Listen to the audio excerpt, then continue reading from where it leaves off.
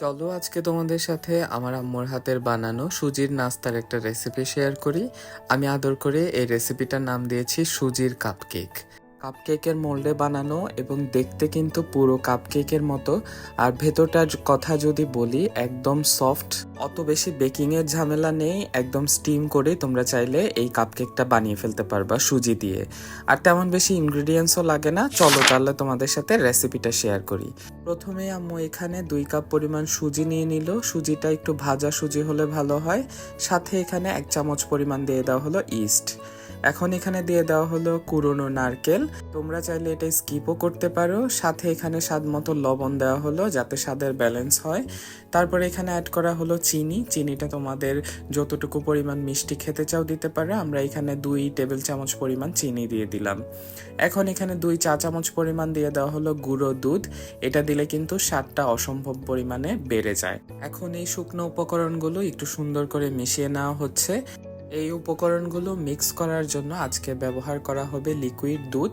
পুরো মিক্সিংটাই কিন্তু হবে লিকুইড দুধ দিয়ে। যতটুকু পরিমাণ লাগে অল্প অল্প করে মিশিয়ে কিন্তু সুন্দর করে মিশিয়ে নিতে হবে। কোনো রকম পানি অ্যাড করা যাবে না।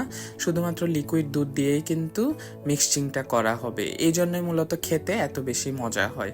যাই হোক, মিশাতে মিশাতে এরকম যখন কনসিস্টেন্সি চলে আসবে, তখন এটাকে সুন্দর করে র্যাপিং পেপার দিয়ে ঢেকে এটাকে একটু আধ ঘন্টা বা ধরো 1-2 ঘন্টার জন্য রেখে দিতে হবে। একটু গরম জায়গায় রেখে দিতে পারো যাতে করে ইস্ট তার কাজ করতে সহজ হয়। চলো তাহলে ঘুরে আসি 1 থেকে 2 ঘন্টা। এই যে দেখো, এটা র্যাপিংটা খোলার পরে তোমরা নিজেরাই দেখতে পারবা ইস্টটা কিন্তু সুন্দরভাবে অ্যাক্টিভ হয়ে গেছে। এখন এটাকে একটু নেড়ে চেড়ে ভালো করে মিশিয়ে এটাকে এখন মোল্ডে দিতে হবে। আমরা এখানে এই মোল্ডগুলো ব্যবহার করছি।